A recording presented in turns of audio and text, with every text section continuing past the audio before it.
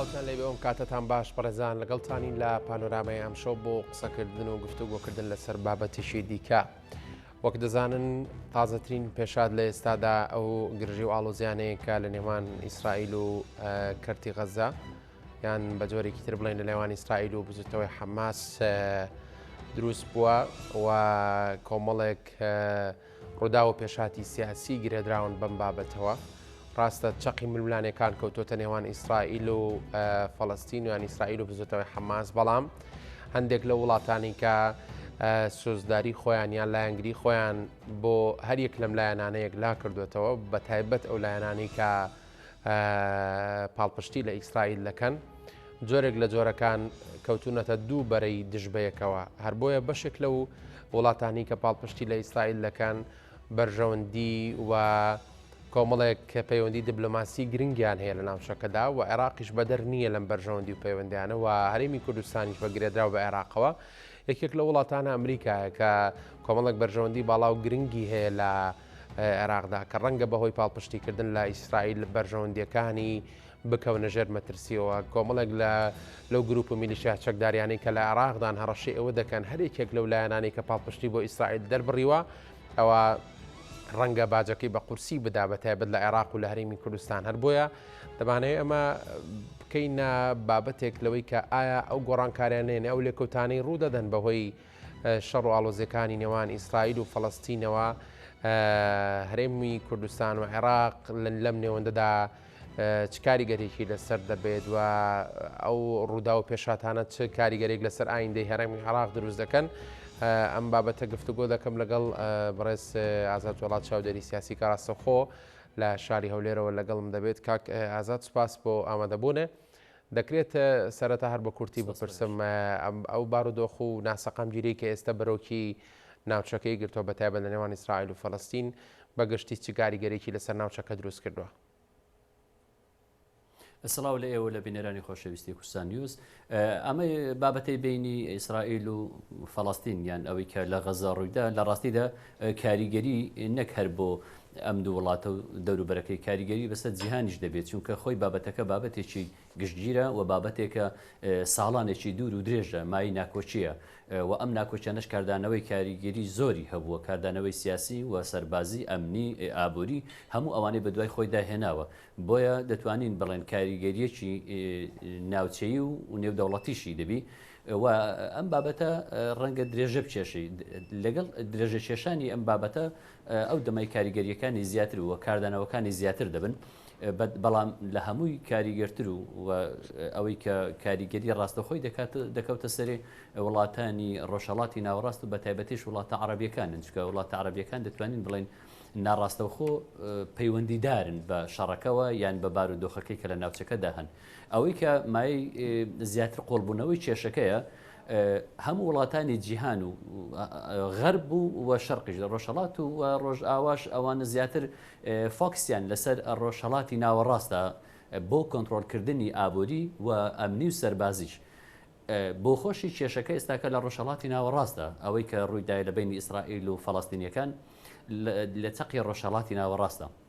وڵاتانی ڕۆژهەڵاتی ناوەڕاست پەیوەستن بەم بابەتەوە لە دوو لایەنەوە، هەم لە لایەنی جیۆپۆلیتیکەوە و هەم لە لایەنی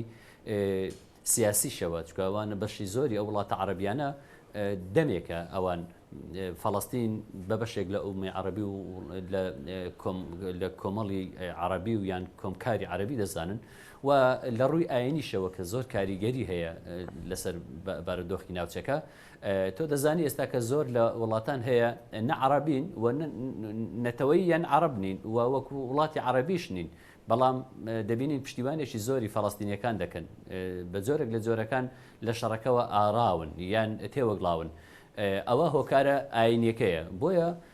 زۆر هۆکار هەن بۆ ئەوەی ئەم کێشەیە درێژە بچێشی وە قوڵ بیتەوە. بۆیە ئەم وڵاتانی ئێستا ئەگەر ئێمە بین پۆلینی وڵاتەکان بکەین لە ڕۆژهەڵاتی ناوەڕاست، سیر دەکەی هەموو وڵاتەکان هەڵوێستیان وەکو یەک نییە. هەندێکیان هەڵوێستێکی توندیان هەیە و ڕاستەوخۆ هەڵوێستی خۆیان دەربڕیوە نایشارنەوە پشتیوانی ئاشکرای فەڵەستینەکان و عەرەب دەکەن لە دژی ئیسرائیل و هەندێکیان شەرمنانە جۆرێک لە هەڵوێستی خۆیان ڕاگەیاندووە بەڵام وڵاتیش هەیە هەر لە ناو وڵاتە عەرەبیەکان تا ئێستاکە بێدەنگە شەرمنانەیە ڕەنگە بێوێ ینی بەرژەوەندی خۆی بپارێزێ یان خوێندنەوەی ئەم وڵاتانە بۆ ئەوە بێ دەزانین ئەم بابەتە زۆر دەخایانی و بەرژەوەندیان وابەستەیە بە غەربەوە ئاسان نییە بتوانن تێکەڵاوی ئەم بابەتە بن بۆیە هەڵوێستەکان جۆرە و جۆرن بەڵام ڕەنگە بۆ عێراق بابەتەکە جۆرێکی تربی. زۆر باشە دیارە عێراق وەکو دەوڵەتێک بۆ خۆی ئەوەی نەشاردوێتەوە کە پاڵپشتی لە داواکارەکانی گەلی فەڵەستین دەکات و لە سەرزاری بەرپرسانی باڵاوە باسی لەوە کردووە ئەمڕۆژ ئەو کۆبنەوەی لووتکەی کە لە میسر ساسکرا بە تایبەت لەسەر ڕەوشی فەڵەستین و ئیسرائیل دیارە عێراق مەرجی پێشوەختەوە بوو ئەگەر نوێنەری ئیسرائیل لە لووتکەکە ئامادە بێ و عێراق ئامادە نابێ ئەمانە هەمووی بۆ خۆی هەڵوێستی ڕوون و ئاشکرایان دەوڵەتی عێراقن ئەمە چه کاریگەریەک دروست دەکات لەسەر پەیوەندیەکانی عێراق لەگەڵ ئەو وڵاتانی کە پاڵپشتی لە ئیسرائیل دەکەن؟ دەتوانین بڵێن عێراق جۆرێک لە تەکتیکی سیاسی بەکارهێنا لەم لووتکەی قاهرە بۆ ئاشتی ئەویش چۆن عێراق ئامادە باشی کرابوو لە ناو خۆی عێراقدا ئامادە باشی کرابوو ئامادە باشی کرابوو بۆ ئەوەی کە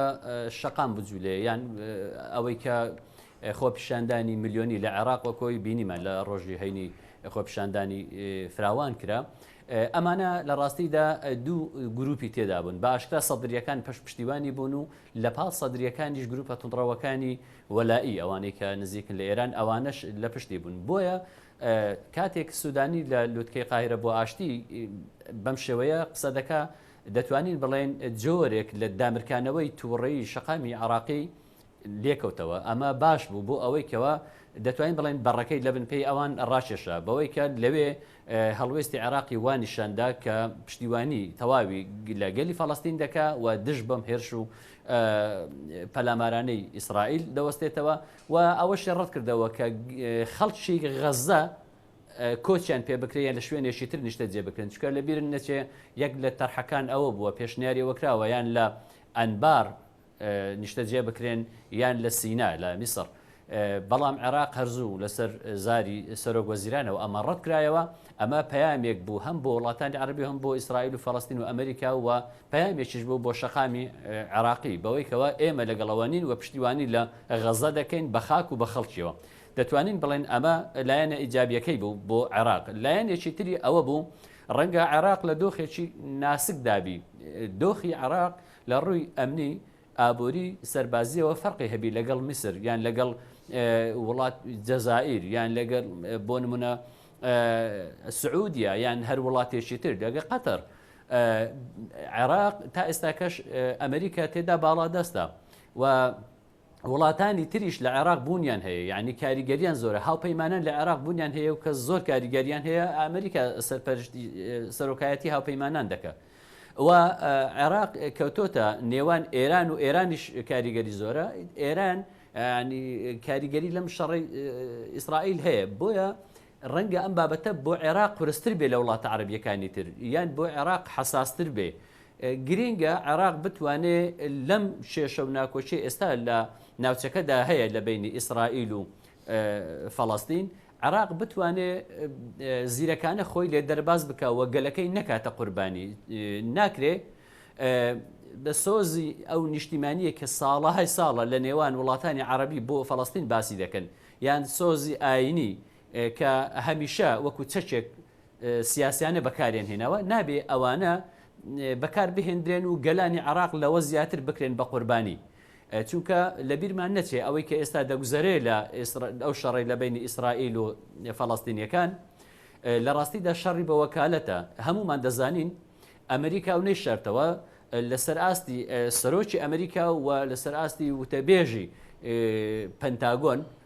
باسییان لەوە کرد کە ئەوان بێ قەید و شەرت بە هەموو شێوەیە پشتیوانی لە ئیسرائیل دەکەن و بەریتانیا و یەکێتی ئەوروپاش ڕایانگەیان هەمویان لەبەر ئەوە ئیسرائیل پشتیوانێکی ئەوروپی و ڕۆژئاوایی هەیە و کە نایشاردێتەوە بەڵام لە بەرامبەریشدا لەولایە فەڵەستینیەکان ئێران ڕۆڵی کاریگەری هەیە لە پشتیوانی هەم فەڵەستینیەکان و ئەو هێرشێک کەکرا بۆ سەر ئیسرائیلیش ئێران بەدەر نییە ڕاستە تا ئێستا کە بە شێوەیەکی فەرمی ڕانەگەیەندراوە ئێران بەم شێوەیە لەگەڵە بەڵام هەموو دەزانن ئێران پاڵپشتێکی لۆجستی و تەکنیشی و مادی معنەوی هەموو ئەوانەی بۆ غەزە کردووە تەنانەت دەو هێرش و پەلامەریکەکرا بۆ سەر ئیسرائیل ئێستا پەنجەی تۆمەت بۆ ئێران درێژ دەکرێت و کە هەموو ئەو هەتا سارۆخەکان کە بەکار هێنراون لە دروستکراوی ئێرانین بۆیە دەتوانین بڵێن شەڕەکە لە ناوچەکەدا بە وەکالەتە ئێران و ئەمریکا دەیانەوێ بابەتەکە ساخکەنەوە بەڵام ساخکردنەوەی ئەم گرفتە و ناکۆشیە لە ڕۆژهەڵاتی ناوەڕاست هەر تەنها قەتیس نییە لە نێوان ئەمریکا و ئێران چونکە لە ڕۆژهەڵاتی ناوەڕاست ئێستا زۆر بەرژەوەندیتر تێکەڵاو بووە بۆ نمونە سین بۆ نمونە رووسیا ئەوان تەواجدیان هەیە بەڵام شێوازی مداخلەی سین و رووسیا وڵاتانی تر لە ڕۆژهەڵاتی ناوەڕاست بە جۆرێکی ترە و تەواجدیشیان بە جۆرێکی ترە لە ڕۆژهەڵاتی ناوەڕاست بۆیە هەموو ئێستا هەموو وڵاتانی جیهان فۆکسیان لەسەر ڕۆژهەڵاتی ناوەڕاستە ئێستا دەتوانانی بارودۆخەکە بە شێوەیەک تەقیوەتەوە گرینگە عێراق و حکوومەتی عێراق کە جەنابەت پرسیارەکەت لەسەر عێراق بوو گرینگە عاقلانە لەم کێشەیە خۆی بپارێزی گەلی عێراق بپارێزی و حکوومەتەکەی و سەروەری خاکەکەی بپارێزی نەبێتە قوربانی ململانەی نێوان تەسوی حساباتی ئەمریکا و ئێران لە ناوچەکەدا چونکە هەردوو لایەن لە عێراق بوونیان هەیە و کاریگەری زۆریشان بەسەر دەوڵەتی عێراقەوە هەیە. باشە کاگازاد دەوترێت دانی ئەو وڵاتانەشی کە وەلا و هاوسۆزیان بۆ فەڵەستین هەیە لەسەر ئەرزی واقع ینی هاوسۆزیەکانیان یان پاڵپشتیەکانیان وەک پێویست نییە لەبەرەوەی تەنها بۆ وەک جۆرێک لە خۆ نیشاندانە وەک جۆرێک لە خۆ نمایشکردنە گەرنا بە دیوەکەی دیکە ڕەنگە جورئەتیەوە نەکەن یان نەوێرن بۆی کە پاڵپشتی چوزانم هێز و چەکدار و هەندێک باب هەتا لە ڕووی مرۆییشەوە حکوومەتی ئەمریکا هەندێک لە وڵاتانی هاوپەیمان قایلین هەندێک لە وڵاتان هاوکاری فەڵەستین بکەن لە بری گومانیان هەیە لە ڕێگەی هاوکارەکانەوە پاڵپشتی بۆ کردی غەزە و بۆ بزوتنەوەی حەماس بچێ. دەزانی مەسلەی پاڵپشتی عەرەب بەگشتی بۆ فەڵەستین ئەمڕۆ نییە سەردەمێکی دوور و درێژە لە ڕووی گفتارەوە و لە ڕووی ڕاگەیاندن و لە ڕووی ئەوەی کە یعلام باز دەکرێت پاڵپشتیوانی بۆ فەڵەستینەکان هەمیشە هەبووە چونکە ئەوە پەیوەستە بە مەسلەیەکی نەتەوەییەوە پەیوەستە بە مزایدەیەکی هەم نەتەوەیی هەم ئاینی لە ڕاستیدا ناکرێ وڵاتێکی عەرەبی بە ئاشکرا پاڵپشتی خۆی بۆ ئیسرائیل لە ڕابگەینی نەک بۆ فەڵەستین ئەمە نەکرێ و نابی بەڵام لە ڕاستیدا خاوە هەبووە شەرمانە هەبووە تۆ سیرکە ئێستا لە 22 دەوڵەتی عەرەبی چەند دەوڵەت پەیوەندیان لەگە ئیسرائیل باشە نیوەیان زیاتر سەفارەی ئیسرائیل لە چەند وڵاتی عەرەبی هەیە لە زۆربەیان هەیە و پەیوەندی ئابووری و سیاسی و هەتا پەیوەندی کۆمەڵایەتی هەیە لە نێوانێ هاتوچوو هەیە و خانی کڕین و فرۆشتن و سیاحە و هەموو شتێک هەیە بە تایبەتی لە وڵاتەکانی لە میسر و لە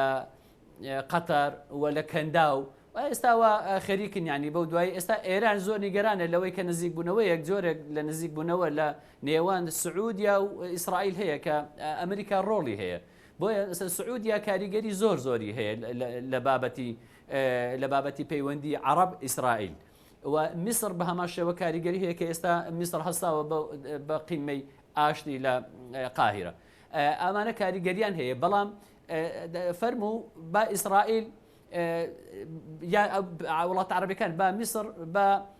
پەیوەندیەکە بچڕێنێ با قەتەر پەیوەندی بچڕێنێ هیچیان ئەو وڵاتانە ئامادەنین بە ئاشکرا پەیوەندیەکانیان بپچڕێنن و دژ بە خواست و ویستەکانی ئەمریکا لە ناوچەکە بوەستنەوە بۆیە ئەو لووتکەی ئاشتی یان لووتکەی عەرەبی کە دەبەسترێت هەر وڵاتێکی تر لە ڕابردووشدا زۆر جار لووتکە بەستراوە بەڵام هیچ کات هەموو عەرەب یەک هەڵوێز نەبوونە بەهۆی جیاوازی بەرژەوەندیان لە ناوچەکەدا بۆیە قەت کۆدەنجێکی گشتگیری نەتەوەی عەرەبی یان ئاینی ئیسلامی یان لایەنی کەم کۆمکاری عەرەبی دروست نابێ بەرامبەر بە ئیسرائیل چونکە بەرژەوەندەکانیان ڕێگەیان پێنادا هیچ کاتێک قەتەر ئامادە نییە ئەم کارە بکە و هیچ کاتێک میسر ئامادە نییە جارێکتر شەڕ بکاتەوە لەگە ئیسرائیل بچێتە بارودۆخی حربەوە وەکو ئەوەی کە لە ڕابردوو لە 6 و 7 ئەوانە هەبووە. وڵاتە عەرەبیەکان ئەگەر سەیری مێژوو بکەن بە ئاسانی ناتوانن پاش ئەو پێشکەوتنەی پاشی 50 ساڵە جارێکی تر ئامادەنین ئەو تەجروبە بخۆیان بکەنەوە بچنەوە شەڕ لەگە ئیسرائیل لە کاتێک ئیسرائیل ئێستا زۆر پێشکەوتوترە لە مەسەلەی ئەسلحە و تەکنەلۆجیا و مخابرات و هێزی سوپایی و لە کاتێک ئێستا پاڵپشتی ئیسرائیلی زۆر بەهێزتر بووە لە جاران بۆیە ئاسانیە وڵاتە عەرەبیەکان لەوە زیاتر بتوانن هیچ بکەن. وڵاتە عەرەبیەکان بەگشتی لە دوو ڕێگە زیاتر ناتوانن هاوکاری فەڵەستین بن. ڕۆیشیان مرۆییە هەوڵی ئەوە دەدەن کۆمەلگای نێودەوڵەتی UN ئەوەی پاراستنی مافی مرۆڤ خواردنیان بۆ بە کۆمەک بکرێن و ئەوە دەکەن وا خێریکن قیمەکەشیان زیاتر بۆ ئەوەیە. ئەوەی تریان ڕەنگە پەیوەستبی بە مەسلەی بەیان دەرکردن و کۆدەنجیەک بۆ ئیستنکاری ئەوەیان ڕاوەستانی شەڕیان وەساتە بکەن نێوەنجیری بکەن بۆ گۆڕینەوەی دیلەکان یان ئاگر بڕێک بکرێت تا دەگەنە چارەسەرێکی سیاسی. بەڵام ئەم جارەیان چارەسەر ئاسان نییە چونکە ئیسرائیل مسبقەن بڕیاری خۆی داوە کۆتایی هاتووە لە لای ئیسرائیل مەسلەی غەزە دەبێت کۆتایی بێ مەرج نییە بەوەی کە خانوویەکی بە پێوە نەهێڵی یان عەرەبێک لەوێ نەمێنێ دانیشتوانەکەی نەمێنێ نەخێر بەڵام لە ڕووی سیاسیەوە و لە ڕووی سەربازیەوە لە ڕووی ئەو هێزە ئەمنی و چەکداریەی کە حەماس هەیبوو لە غەزە ئەمە کۆتایی دێ بە تاکیدی چونکە ئیسرائیل ئەمەی قبوڵیە و ئەوەش ڕاگەیاندووە و نێشاردوێتەوە. ڕەنگە هەوڵەکان ئێستا بۆ ئاڕاستە بن بۆ ئەوەی کەمترین خەسارە ببێ. دەمێکە ئیسرائیل بانگەوازی ئەوەی کردووە کە داوا لە دانیشتوانی غەزە دەکا بگوازنەوە بۆ باشووری غەزە بۆ ئەوەی سەلامت بن چونکە لە داهاتوێکی نزیکدا ڕەنگە ئیسرائیل هێرشەکانی دەست پێ بکە وەلەو هێرشەکانی ئیسرائیلیش بۆ سەر غەزە لە ڕووی لە وشکانیەوە بێگرفت نابێت چونکە ئامادە سازێکی باشی بۆ کراوە لەلایەن حەماسەوە بۆ هێرش و ڕوبەڕووبنەوە بەرگریکردن لە غەزە بۆیە ئیسرائیلیش بڕاستیە دەزانێت. بەڵام لە کۆتاییدا شەڕەکە دیارە هەر ئیسرائیل سەرکەوتوو دەبێ. ئەمە گرینگە ئەگەر لایەنی کە وڵاتە عەرەبیەکان یان لە ڕێگەی ڕێکخراوەکانی کۆمەڵی مەدەنی یان لە ڕێگای UN-ەوە لە ڕێگای ئەنجومەنی ئاسایشەوە بتوانن کەمترین خەسارەی مرۆیی لە ئێستادا لە غەزە ڕوو بدا و ئەم بارودۆخەی ئێستا لە ڕووی ژیانی خەڵکەوە لە ئارادایە بێ ئاو بێ کارەبا بێ خۆراک و دەرمان بێ هەموو خزمەت گوزاریەک بەڕاستی لە مەئساددا دەژین. ئەمە ناکرێ بە بەرچاوی کۆمەلگای نێودەوڵەتیەوە بە بەرچاوی UN و مافی مرۆڤەوە ئەوەی کە ئێستا لە غەزە ڕوودەدا بەڕاستی کارەساتە بەسەر مرۆییدا ڕەغمی ئەوەی ئینتیمای سیاسی نەتەوەیی ینی ئاینی ئەوانە هەرچیەک بێ بەڵام بە نەتیجە ئەوانە مرۆڤن شایستەی ئەوانین بەم شێوەیە مامەڵەیان لەگەڵدا بکرێ بۆیە لە کۆتاییدا هەر دەبێت دەواازەیەک بدۆزرێتەوە بۆ ڕزگاری ئەم کەسانە بەڵام من پێم وایە چارەسەری ڕیشەیی کێشەکە درێژە دەکێشێت. کاگازەدا بەشێک لە وڵاتانی کە پاڵپشتیان بۆ ئیسرائیل دەربڕیوە وەک پێشتیش ئاماژەم پێدا خاوەنی پێگەی خۆیانن لە هەرێمی کوردستان و لە عێراقدا لە سەر و هەمووشیانەوە ئەمریکا کە هێزی هەیە و چەکوج بەخانی هەیە ئەوە بینیشمان لە ڕۆژانی ڕابردوودا هێرشێکی درۆنی کرایە سەر فڕۆکەخانی هەریر ئەگەر چی شکست خواردوو بوو بەڵام چاودێرانی سیاسی وەک پەیامێک وەک ئاماژەیەک و ئاگادارکردنەوەی خوێندیانەوە بۆ ئەو لایەنانەی کە دژی بەرژەوەندەکانی ئەمریکا داوەستنەوە هەشوا شەوی ڕابردوو بینیمان لە عین ئەسەد بە هەمان شێوە بردومانی بنکەیەکی سەربازی کرا هەموو ئەمانانی دەبەستمەوە بۆی ئایا ئەگەر ئەو وڵاتانەی پاڵپشتی ئیسرائیلن پێگەکانی خۆیان لە عێراق و هەرێمی کوردستان لە بەرژەوەندی ئیسرائیل بەکاربێنن ئەمە کاریگەری مەترسیدار دروست ناکات؟ بێگومان دەمێکە ئەم جۆرە شەڕە لە عێراق هەیە لە نێوانی ئەمریکا و ئێران لە عێراق بە وەکالەت شەڕەکە دەکەن یعنی عێراق بەکار دەهێنرێت بە خاک و بە ئابووری و بە مرۆڤەکانی و هەمووی زۆر جار دەبنە قوربانی ئەم ململانەیە نێوان ئەمریکا و ئێران لە عێراقدا. من پێشتریش باسم کرد یعنی دۆخی عێراق فەرقی هەیە لەگە وڵاتە عەرەبیەکان چونکە ڕاستەوخۆ ئێرانیەکان و ئەمریکیەکان لە عێراقدا بوونیان هەیە و بەرژەوەندەکان لێرە بەریەک دەکەون زۆر بە ئاسانی ئەمریکا و ئێران دەتوانن لێکوانە مداخەلە لە یەکتر بکەن یان پەیام بدەنە یەکتری عێراق بوویتە گۆڕەپانێک بوویتە تاقیگەیەک بۆ گەیاندنی پەیامی ئەوان و عەرزی عەزەڵاتی ئێرانی و ئەمریکی لە ناوچەکەدا لە عێراقدا بەڕاستی. بەڵێ ئەوەی جەنابەت باست کرد ئەو هێرشانی کرا سەر ئەوەی فڕۆکەخانەی حەریر و ئەوەی عین ئەسەد حتا ئەوەی بەغدا مەتار هەموو ئەوانە پەیامن، ئەمە پەیامن وازحە. بەڵام لەو لاشەوە ئەم لە دیمەشق و لە لوبنان ئەمانەش دیسان هەر پەیامن. بۆیە لەوە دەچێت شەڕەکە کاریگەری زیاتر لە ناوچەکە فراوانتر بکە ئەوە درێژە بچێشێ تا ئێستاکە عێراق دەتوانین بڵێن باشی هێناوە دوا لێدوان یان دوا هەڵوێز دەربڕین ئەوەی سوودانی بوو کە لە قاهیرە ئەوەی کرد ڕایگەیان دەتوانین بڵێن لەوێشدا بۆ چوون یان هەڵوێستی عێراق جیابوو لە وڵاتە عەرەبیەکانی تر ڕاستە بە زمانێکی تند قسەی کرد پەیامەکانی گەیاند بەڵام ئەوەیانی بۆ شقامی عێراقی بوو و بۆ ئێران بوو کە ئێران کاریگەری هەیە بەڵام ڕەنگە ئەمریکاش ئەمە لە بەرچاو بگرێت دۆخی عێراق لە بەرچاو بگرێ و ڕەنگە ئاگاداریش بێت لە هەندێک لە پەیامەکان بەڵام دیسان لە کۆتاییش دەکە ئامادە نەبوو لە وێ نەگرتنەکە و یان ئەمەش دیسان پەیامێکی تری سوودانیە بۆ وڵاتە عەرەبیەکانیش و بۆ ئەمریکاش. بۆیە لە ڕاستیدا عێراق دەبی لەم بابەتە دەبی یەکگرتوانە هەڵسوکەوت بک بەڵام لە بەرامبەر ئەم پرسەی ئیسرائیل و ئەمریکا چونکە کاتێککە وەزعەکە بەسە عێراقدا قەڵب ببێتەوە بە شیعە و بە سونە و بە کوردەوە هەموو تێدا زەرمەند دەبێت چونکە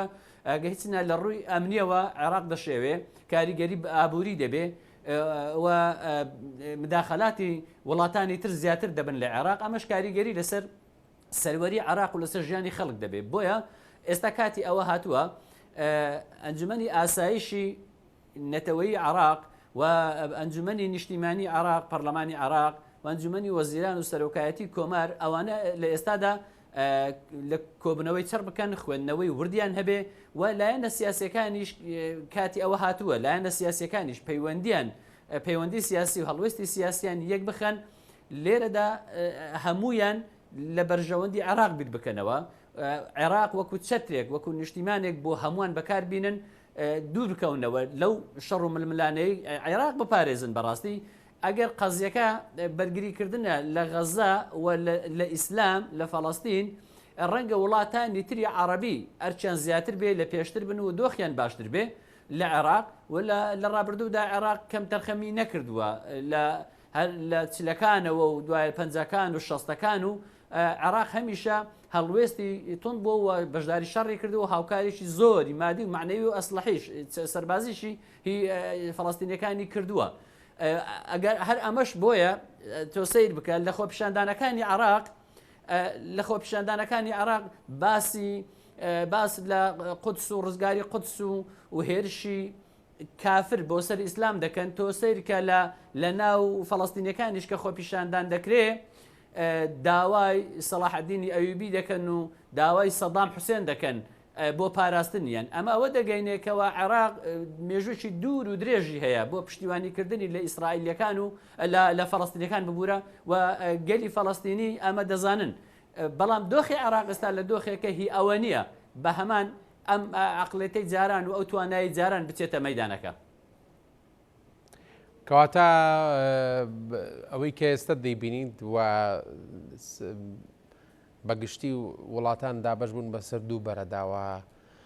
ئەوانەشی کە پاڵپشتی ئیسرائیلەکەن ڕەنگە لە ڕووی چەک و هێز و سەربازیەوە زۆر بەهێزتر بن لەوانەی کە پاڵپشتی لە فەڵەستین دەکەن و تۆش باسیەوەت کرد کە تای تەرازۆکە هەر بەلای ئیسرائیلدا دەشکێتەوە براوەی جەنگەکەش ئەو دەبێت ینی بزوتەوەی حەماس پێ وایە لە کۆتا چەند ساکە هیچ کارتێکی بەدەستەوە نامێنێ و هەست دەکات لە دۆڕان نزیکە ئانی پێدوانیە ئاراستەی شەڕەکە بگۆڕە بە جۆرێکی دیکە. ئەنجامی شەڕەکە بە بڕوای من بە کۆتایی حەماس کۆتایی دێ ئەم گروپە توندڕەوەی کە لە ڕابردووش هەبوو بەم دوایەش حەماس ڕابەرایەتی دەکرد و کە ئەمای کە حوتی مانگ ئەنجامیدا ئەم هێرش و پەلاماری بۆ سەر ئیسرائیل دەتوانم بڵێم دوا هێرشی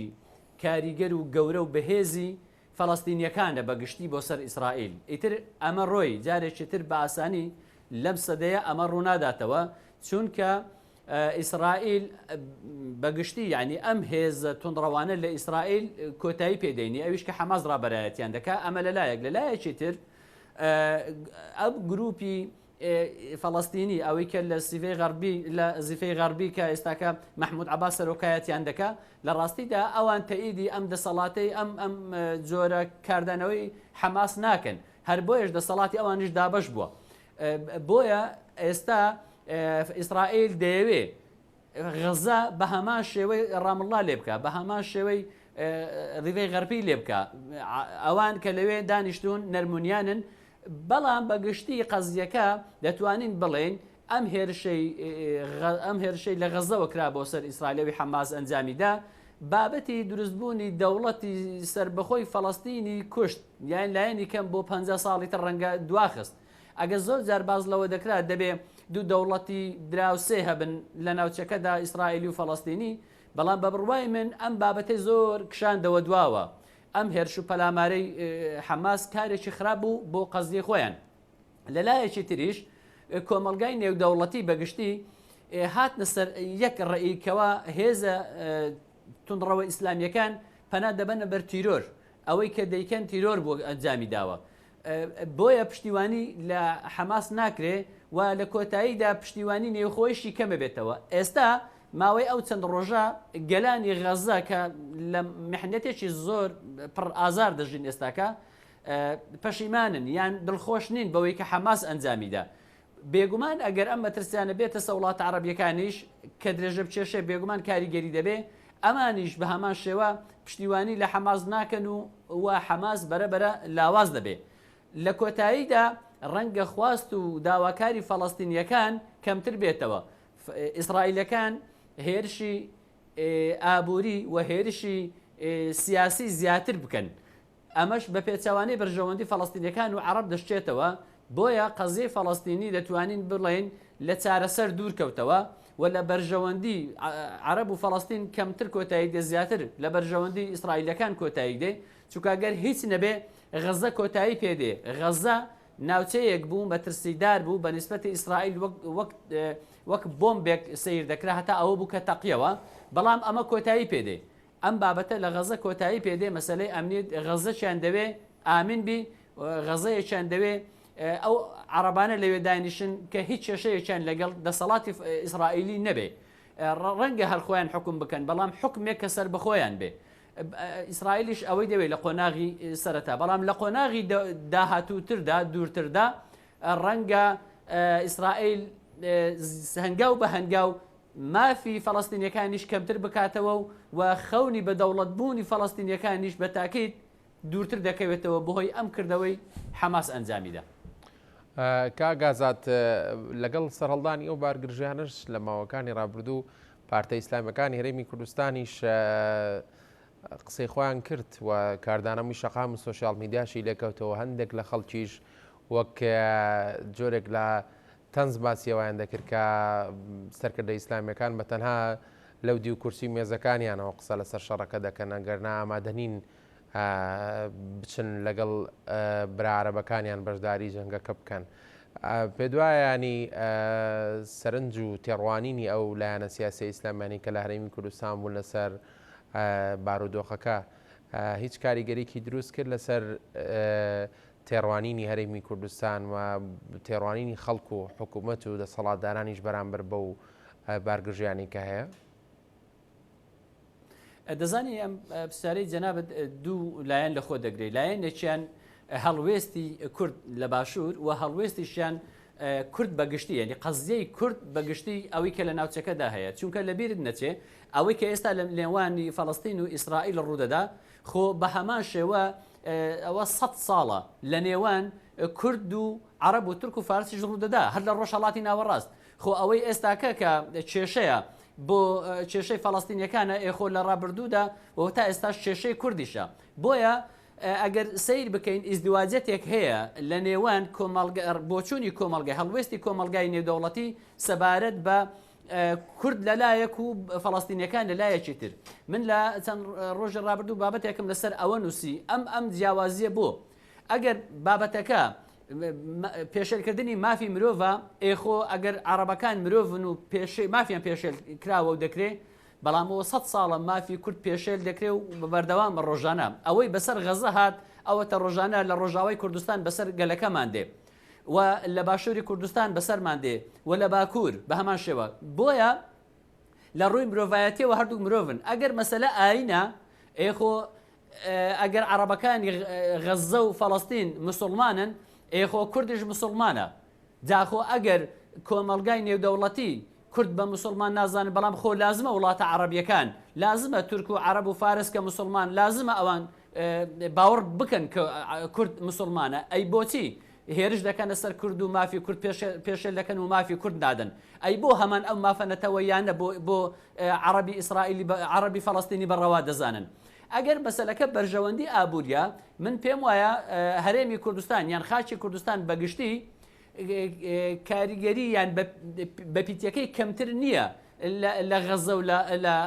فەڵەستین خۆ وڵاتە زلهێزەکان بەرژەوەندی ئابووریان ڕەنگە لە کوردستان پارێزراوتر بێ و زیاتر و زۆرتریش بێ بەدەست بێ اینجا یان ئەگەر مەسەلەکەی دەسەڵاتی سیاسیە ئەگەر مەسەلەکە دیموکراسیەتە ئەزمموی دیموکراسی و بەڕێوەبردنە ئەمە بینیمان دەسەڵاتی حەماسمان بینی لە غەزە چ دەسەڵاتێکی هەیە و چۆن هەڵسوکەوت دەکا بەڵام ئێمە بینیمانەوەتە لە هەرێمی کوردستان ئەوە 32 ساڵە دەسەڵاتێکی نیمچە سەر بەخۆی بە هەموو کەم و کوڕیەکانەوە دەتوانین بڵێن جۆرێک لە دیموکراسیەت هەبووە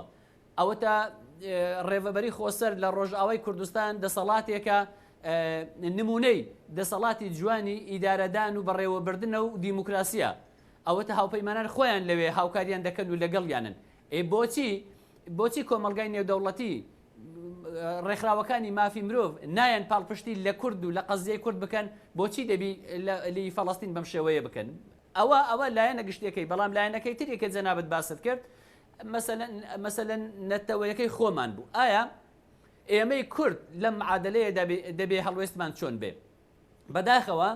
بەداخەوە لایەنە سیاسەکانی هەرێمی کوردستان وا بیرەکەنەوە ئەوان هەمیشە دینەکەیان پێش نەتەوەکەیان خستووە دینەکەیان پێش نیشتیمانەکەیان خستووە بیریان چوو ئەوان بەر لەوەی ئیسلام بن کورد بوون ئەوان بەر لەوەی ئیسلام بن کوردستانی بوون ئەوان پێویست بوو لە ڕاستیدا وەک چۆن عەرەبە فەڵەستینیەکان و غەزەیەکان ئینتیمایان بۆ عەرەب بوون و فەڵەستینی بوون زیاترە ئەینجا مەسەلە دینەکە لازمە کوردیش وابایە لازم بوو لایەنە سیاسەکانی کوردستان لەگەر موشەشێک لە قامیشلۆ لە سەرێکانی لە گرێسپی لە ئەفرین لە کۆبانێ دام و دەستگا حکومیەکان و خزمەت گوزاریەکان دەکەوێت ژن و منداڵ دەکوژێ بەدەنگ بەهاتپانە با داوای کۆمەک و یارمەتیان بۆ گەل لە ڕۆژئاوا بکرد با هەڵوێستیان هەبایە بەرامبەر بەو هێرش و پەلامارانی دەوڵەتی تورکیا دەیکاتە سەر باشووری کوردستان ڕۆژانە ڕۆژ نییە بە درۆن سیارە نەتەقێنەوە خەڵکی سڤیل نەکوژن ئەی بۆ لایەنە سیاسی ئیسلامیانە بۆ هەڵوێستیان نەبوو ئەوان ئەگەر ئەو بابەتەکە تەنها لە ئیسلام بوون و لە ئاین کۆ دەکەنەوە خۆ دەبێ باوەڕ بەوە بکەن خەڵکی ڕۆژئاوا و خەڵکی باشووری کوردستانیش ئیسلام لەگەڵ ئەوەی نەتەوەی خۆیان و ئیسلامیشن ئەی بۆ بە شەهیدبوونی کوردێکی ئیسلام تەنگەتاو نابن بۆ داوای هەڵوێز ناکەن بۆ کۆنگری ڕۆژنامەگەری نابەستن و داوای ڕاپەڕین و داوای کۆمەک و پشتیوانی ناکەن ئەو هەموو غەدرەی داگیرکەرانی کوردستان بەسەر نەتەوەکەی خۆیان داهێنا بۆ ئەم لایەنە ئیسلامیانە هەڵوێستیان نەبوو لە لایەکی تریش بەڕاستی ئەوان دووڕوون لە بابەتەکە ئەوان ئەگەر باوەڕیان وایە لە ڕێگای خوددا شەهید دەبن و دەستنە بەهەشت بۆ ناچن دیفاع لە غەزە بکەن نەمان دیدی یەک جەنگاوەری حیزب ئیسلامیەکان بچن پاڵپشتی لە غەزە بکەن ئەگەر مەسەلەکە شەڕی ئاینیە هەر ئەوانەش بوون پاڵپشتیان لە گەلەکەمان لە باکوور و لە ڕۆژئاواش نەکرد ئێوەتە پاڵپشتیشیان لێرەش پاڵپشتیان لە گەلەکەی خۆیان نەکرد لە باشووری کوردستان کاتێک ئێران دێ هێرش دەکا کاتێک حەشدی شعبی بێ و کاتێک تورکیا دێ هەر نەمان بینی هەڵوێستیان هەبێ بۆیە بەڕاستی ئەمە خاڵی لاوازی لایەنە سیاسیەکە ئیسلامیەکانی کوردستانە و زۆر لەسەریان دەکەوێت خەڵکی کوردستان ڕاستە هەمووی مسلمانە بەڵام خەڵک هەمووی وەکو ئەوان بیر ناکەنەوە چونکە ئەم لایەنە سیاسیانە بۆیە ئەوان تەنزیمێکی سیاسیان پێکەنایە بۆ ئەوی بگەنە دەسەڵات نەک لە پێناوی خوددا ئەگەر لە پێناوی خوددایە ئەوە فەرمو بابسن شەڕەگە کافر بکەن و ئەگەر کوژراشن ئەوە بە دڵنیایی شەهیدن و دەچنە بەهەشت بەڵام نەخێر ئەوان لێرە سیاست دەکەن لێرە ئیزدیواجێت دەکەن لە سیاست بۆ ئەوی بگەنە دەسەڵات نقطەی زوعفی دەسەڵات لێرە بەکاردەهێنن بۆ ڕاشێشانی دەنگ و بۆی بگەنە دەسەڵات کە گەیشتە دەسەڵات هەمان نمونەی داعش و هەمان نمونەی حەماس و هەمان نمونەی ئەردۆغان و هەمان نمونەی دەسەڵاتەکانی تری ئیسلامی کە حتا کۆماری ئیسلامی ئێران و ئەوانەمان پیشانەدن ئێخۆ لە هەموو دنیا ڕوتە ئیسلامیەکان یەک تەوەجوهیان هەیە لە بەرامبەر دیموکراسیەت لە بەرامبەر بافی مرۆڤ لە بەرامبەر ئازادی لە بەرامبەر ئەلمانیەت و لە بەرامبەر سکۆلاریزمی یەک بۆچوونیان هەیە بۆیە لە هەر شوێنێک دەسەڵاتیان هەبی وەکو یەک بیردەکەنەوە ئەوەی کە لە ئێستادا دەگوزەرێ و دەیکەن هەر ئەوەندە دەسەڵاتیان هەیە بەڵام ئەگەر بەیانی دەسەڵاتیان زیاتر بێ هەمان هەڵس و کەوت و هەمان سیاسەتی حەماس بەکاردێن. سوپاس بۆ بەڕێز ئازار جۆڵا چاودێری سیاسی کە ڕاستەوخۆ لە شاری هەولێر لەگەڵ ماوەی سوپاس بۆ سەرنجەکانی بەڕێزێ. بەڕێزان پارۆرامەتان پێشکەشکرا هەر شاد و بەختەوەر بن.